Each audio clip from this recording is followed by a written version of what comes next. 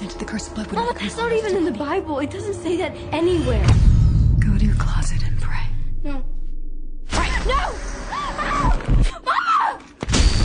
You pray, little girl. You pray for forgiveness. Mama! Let me go! Help!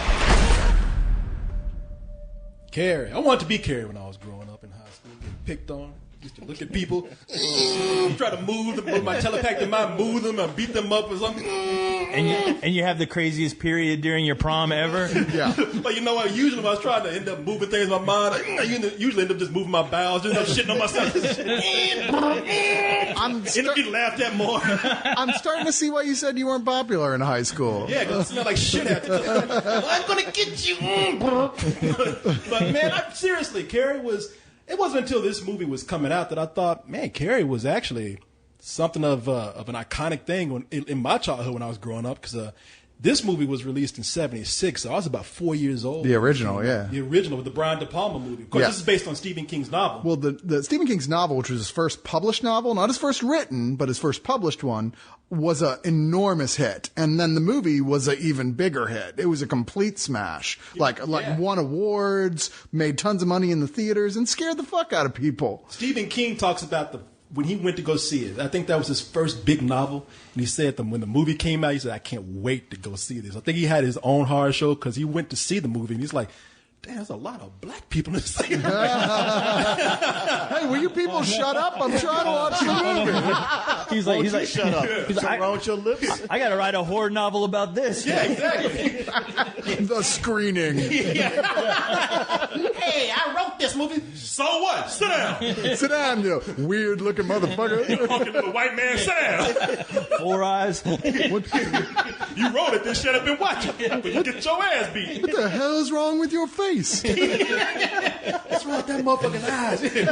Get your teeth fixed, motherfucker. But man, I don't know why I'm talking about Stephen King. I love Stephen King. He's looking around like, what did I do? I wrote the fucking thing. Yeah, welcome to a new horror called Spill.com. He's like, yeah, shut up. I'm going to scare the hell out of you. Oh, and he did with his face. Yeah, look, we saw your jaw. But you know what? This movie, man, I remember growing up, and it came on TV when I was a kid every year. Well, then you didn't see the full version, because the original, like the actual theatrical version, starts off with, believe it or not, Sissy Spacek flat out naked in the shower, like soaping up her breasts and stuff. Which you're like, I didn't remember this being in the movie at all. I just rewatched this the other day so I could be ready for the remake. Wait, just so, because Hector's going to have a heart attack. Does Chloe Moretz do this? No, there is no nudity in the remake. It's so unfaithful to the book. Well, even the infamous early locker room scene, all those girls in that locker room, they're walking around, I mean, bush and all, right, totally out. And this one, nope, they're all toweled up. I was like, this is rated R. What the fuck? Okay, Hector's dick just shrank back. I know. Just went back into his turtle shell. He just got to flatten his tire. I was like, oh, if she had me walking around naked, it would have been too much. He's like, thank God I was getting uncomfortable. I had a mini erection. And then I was going to have to call my mom. Yeah, Hector's looking at his dick right now. Trying to move his mind. Go down. Yeah. No, come out. Don't do me like this. But are you sure you got a dick? No, I eventually saw the unrated version. I had a friend of mine. He was really into Stephen King and all his books, and we would watch his movies all the time. So I've seen it. Like I said, this movie is pretty much a classic of my childhood. So I'm just putting that out there so people, you can say what you want to. This is full of discretion. I might be a little biased going into this because I love the Brian De Palma movie so much, and we didn't even talk tonight. That's a little dated, so I'm not even. It's a lot dated, and it's rare that there's a Brian De Palma movie that people love. I know he's not trying to be Hitchcock. Yeah. Well, the funny thing is that they've actually remade this like 3 other times. I think they have. Angela Bettis was in a version. Yeah, a television version. That's why I wasn't interested in seeing it. I'm like, how many goddamn times are we gonna remake the same movie? Mm-hmm. Yeah. And for those of you, I mean, see, this movie is made for the kids that didn't grow up with Carrie. The children. Well, and that being said, it's unlike the TV movie and unlike the Carrie 2 The Rage or whatever it was. Oh, it did have that, didn't it? Yeah. It's trying to be almost slavish to the book, more so than Brian De Palma's movie was. In fact, there were complaints at the time from King fans. Why'd you leave this out? Why'd you change that? And a lot of the reasoning for that. Said, shut up! I'm making money. A lot of the reasoning for that was budget. They didn't have the budget to do the things that were in the book. In fact, they may not have been able to do some of the stuff that was in the book. And even this doesn't go all the way with it. But at the same time, if you like the source material, there's nothing really wrong with this movie outside of the fact that we've already seen it. Yeah, and for those of you, like I said, it's made for the kids who haven't seen it. This is your Carrie right here. Yeah. Actually, I think your Carrie is Chronicle, but I'm not going to say anything. No, nobody had their period in Chronicle. Yeah, well, we don't know. Andrew's pretty whiny. Yeah, believe me, I've seen plenty of dudes have their period. Yeah. Usually got punched in the nose and they'll bleed from there, but it counts, right? They usually put a tampon up to stop the bleeding. Yeah. But this movie is very short. You've heard a lot of you have already heard the synopsis, even if you haven't seen it. It's girl Carrie. She's with a crazy, ultra-religious mother, and she's picked on at school to a point where they even mess with her when she has her first period. Turns out she realizes she has telekinetic powers. She has people who are trying to be nice to her, but the people who treat her like shit are just treating her so bad that on her prom night, she freaks out and ends up just destroying the high school and half the town in it. And, my biggest complaint about this is that, the way Carrie is described in the book, she's kind of frumpy, overweight, whatever. They kind of went the opposite direction with the movie. They got Sissy Spacek, pretty much like a damn redheaded skeleton. They found the skinniest girl. Yeah, she looked like an anorexic white girl version of Invader Z. Like Jackson. She looked freaky, man. She is, when she was really young, she was kind of a weird looking chick anyway. And when she's not wearing any makeup and they frumped her up, she's even more weird looking. She has those weird anime eyes on her skinny little body. Tiny little Michael Jackson nose. Yeah, exactly. You're like, what? Yeah. She's weird looking, and her performance nailed it. She has that weird sort of staring at shit thing like a goldfish or some shit. Yeah, she looks like a furless chihuahua with a red wig on, man. She's freaking looking. Like you see a bunch of kids surround you, like, hey, get away, leave that girl alone. Oh shit. Okay, go ahead. That's the carry thing, on. man. In the Brian De Palma movie with Sissy Spacek, she's so weird looking. You think, yeah, she deserves it. They should pick on her, man. How dare she look weird? Well, it was an odd choice at the time because in the book she's a fat girl. That's what I'm saying. Makes she was more frumpy sense. and overweight, and went the opposite direction. And now here with Chloe Moretz, she is a pretty good looking girl, and they pretty much just don't put makeup on her, don't really do her hair, and there's never really a moment you're like, yeah, that girl's ugly. You're like, no, she's not. I tell you, you know what Chloe Moretz looks like? She doesn't look freaky. I'm sorry, the girl. I hate to boost your ego here, but she's pretty. Yeah. Now, they try to do this thing of, we're going to tussle your hair up. Yeah. We're not going to put any makeup on you. For those of you who have not gone to college yet, this is the kind of girl that you hit on in college. She's pretty. She don't really know how pretty she is. She don't wear makeup. You're like, you know what? She's obtainable. Yeah, this is pre-Michelle Pfeiffer getting the cat powers in Batman Returns. Yeah. That technique of frumping you up and making you ugly. So they should have hired Jonah Hill and put a blonde wig on him.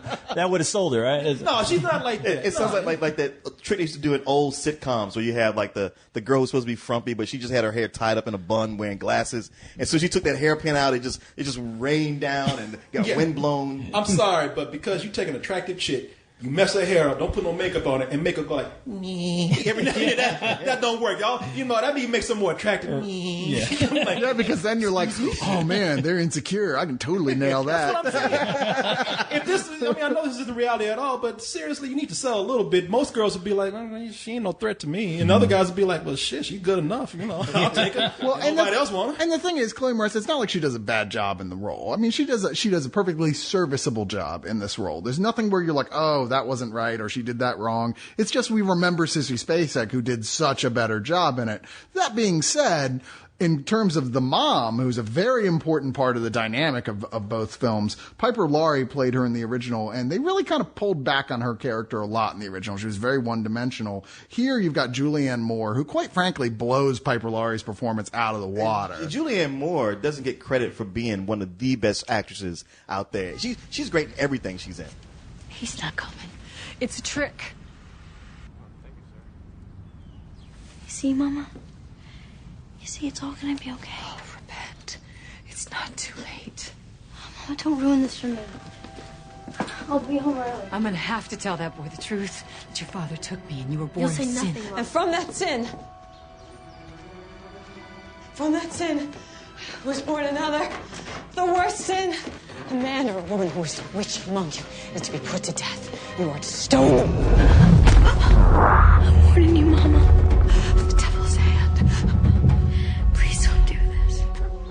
Yeah. It seems like with this movie coming out, at least everyone I've talked to about this movie, like the one thing they're really interested in is how good she is in it. And she is really good in it. And they like turn her character much more than just a religious fanatic to a religious fanatic who's probably schizophrenic and who's a cutter. Like she gets nervous and starts digging with tools into the flesh of her leg and stuff. And like, you're like, she is fucked up, much more fucked up than that other woman, the Piper Laurie's version. So like a girl I dated. Yeah, girl, we all dated. Yeah. You ain't that special, Leon. I dated plenty of girls where I was trying to cut somebody. You want to use that for me? Can I borrow that real quick? Got to open this bottle of beer real quick. All right. Presume. Presume. What the fuck? Resume. I don't think Corey ever went to the prom. Or school. That college where he picked up girls was a clown college. Hey, I'll take what I can get. Cutting each other with balloon animals. Hey, baby, you want to hong my nose? Yeah, hey, baby. Come on, smell my flowers. I mean, once you date clowns, Carrie doesn't scare you at all. Where do you go to from there?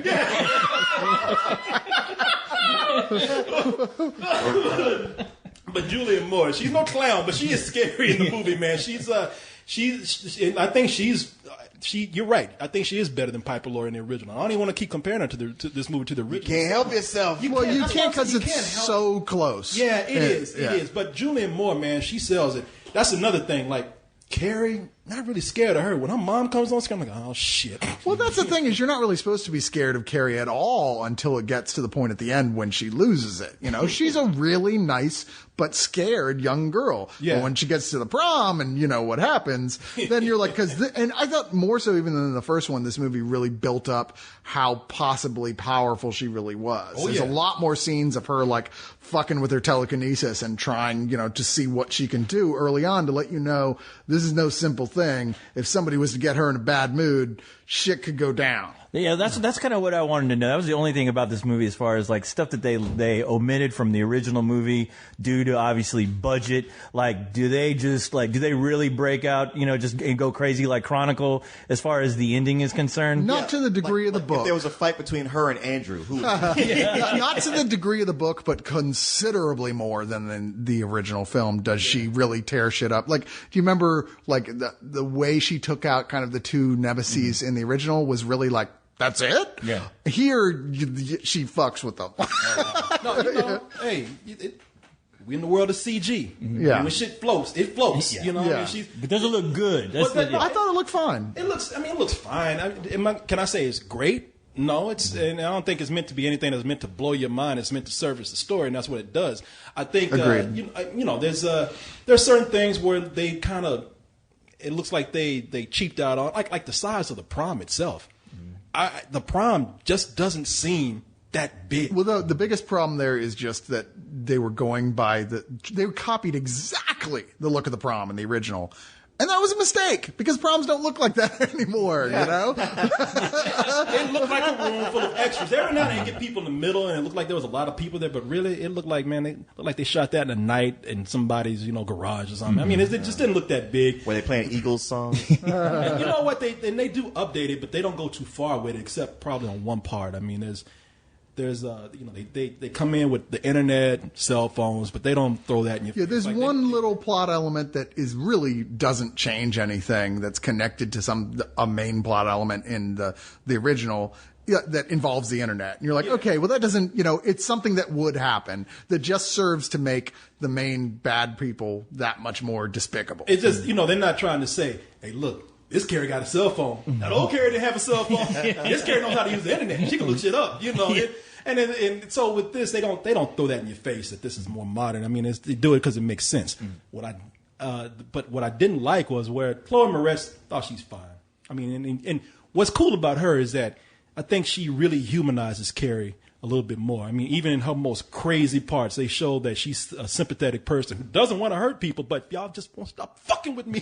But it's the villains in the movie, man. I did not like them. Did they bring over the same mean girls from Kick-Ass 2?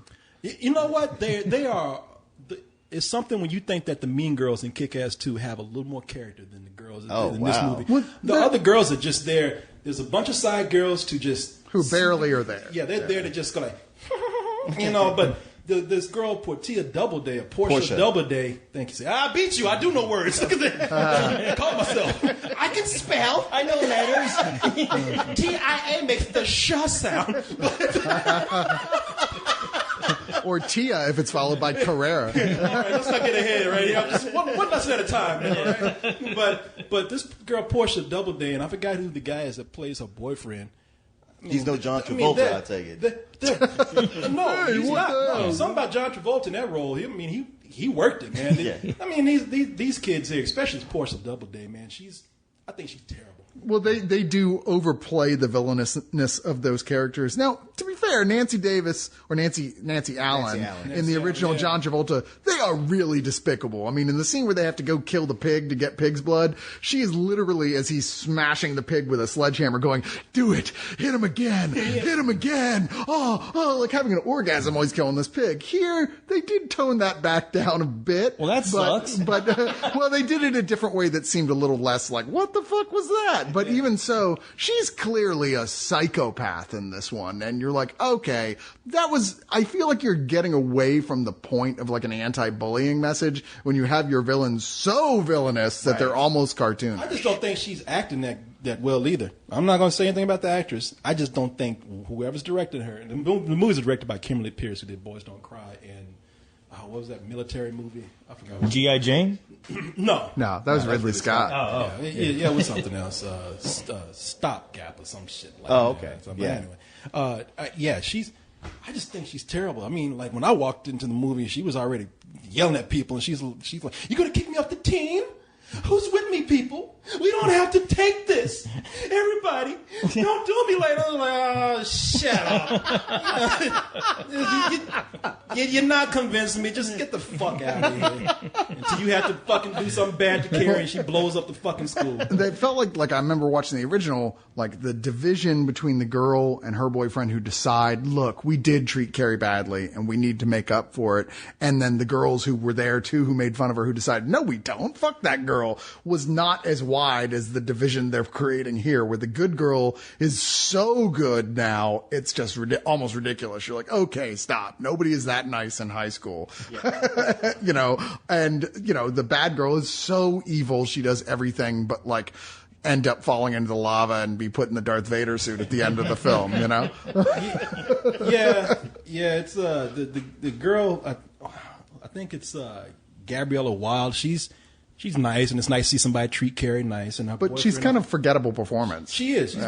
She's very forgettable. And her boyfriends, I mean, nice people. Okay, but this like ain't okay. I'm not going to really think about you once I'm out of here.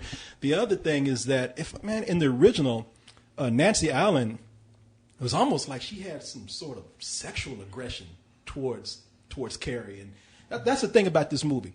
The movie does what it has to do almost too straightforwardly. Yeah. I don't think there's anything here I don't think it's as intense as the first one. I don't think Chloe Moretz has the intense performance as Sissy Spacek. I mean, there's no underlining subtext that you can read into. Oh no, there's plenty of subtext. Yeah. To say that the movie is a metaphor for female puberty is like not doing justice to the word metaphor, because it's not really a metaphor when they're actually throwing tampons at her in the beginning of the film. I mean, it's wearing it on the surface just as much as the first one does, just as much as there's a crucifixion metaphor sequence at one point. All these things play into it just like they did in the first one. I don't have a problem with that. It's a little simplistic, but it's effective. I don't know. I just thought, it's like any of these other movies. I almost thought it was rated PG-13. Seriously. Yeah, I was a little shocked to find out it was R. Besides the nudity and saying, There's not even any nudity, was there? I don't know. I guess I came in kind of late to this. I never saw any nudity. In this one. Well, we take that out the picture then. They only say fuck probably about like one time. There's no real gore in here. Not a little, like one scene that's not even that gory. Yeah, exactly. I'm surprised. It's disturbing, but not that gory. Well, we do live in a time that's a lot more sensitive towards showing underage girls naked. Yeah, I call it pussy time. Yeah. Okay, we didn't say that. You did understand the part we said underage girls. Yeah. You missed that part. People, we don't take that time out the rest of the time. And unlike the original, a lot of these actresses actually are under 18. So it's like even portraying the idea of it is a little like a little like iffy these days. Well, I think like I said, if they made this PG-13, this would have been one of those movies that to me just would have been kind of forgettable, but they would have got the money in from teenagers who bought into the marketing. Maybe being rated R too, they will too, but I don't think it's anything special. Especially when Carrie actually comes into her powers when she's raging. Yeah, I almost laughed. Oh, really? Because she's like, jazz hands for the wires, jazz hands for the fire. She's actually bombing.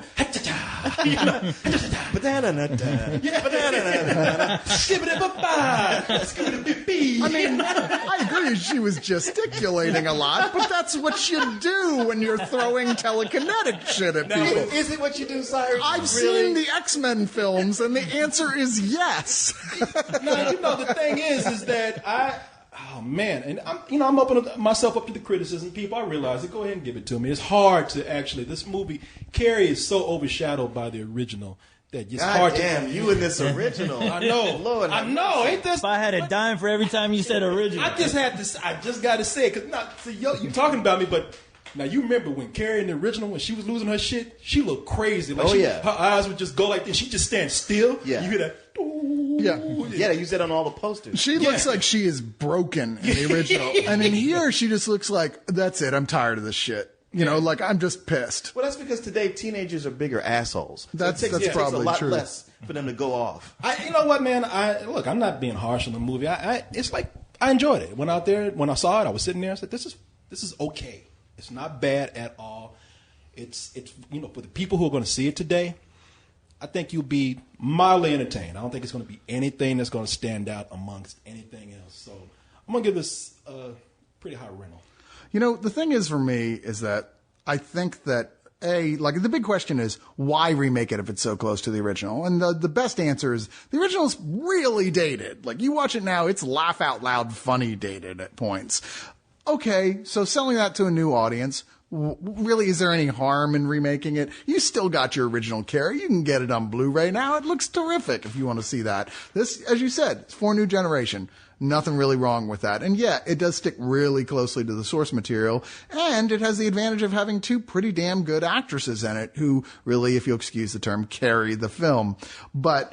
Okay, there's no excuse for the that. biggest problem... he wrote that before he even went to see it. Before he even got in there. He wrote that 6 months ago. Because that shit don't write itself. The biggest problem is the other actors in this film, really, which are just, they're not terrible on the whole. They're just regular horror movie actors, whereas Julianne Moore and Chloe Moretz are trying so hard to elevate it. And in general, it's a pretty well-directed film. I felt like, why didn't you spend more effort with those other young actors trying to cast a little bit better than that? But that being said, I think if I'd never seen Carrie before, I would really enjoy the hell out of this film. I think it's actually very well done. And like I said, it's based pretty to the nail on incredible source material. So it's hard for me really to criticize this in ways outside of comparing it to the original films. So with everything all considered and with what nitpicks I have about it, essentially, I'm going to give it a high matinee. All right. Okay. All right. I'm just, you watch that movie. It's so tragic at the end. You just wish Professor Xavier had come in just in time to just for one catch her at the right moment. Well, yeah, only for her to fucking kill Cyclops. I'm Professor Xavier. Well, it wouldn't have been Xavier. It would have been Magneto. It's like, come with me, my daughter. And she would have said, fuck that too. Well, I don't know, because she's pretty. Xavier would have taken her. Like Sissy Spacek, he'd have been like, No, you go back and more logic. Get these bones away from me! You need a sandwich more than you need a team of people to hang out with. Because to join the X-Men, you got to have headshots. Professionally made. You need the power of bread. No. They're gonna laugh at you. They're all gonna laugh at you. Mama, stop it. If the two of you are planning some kind of joke on a poor, lonely girl, your king and queen are...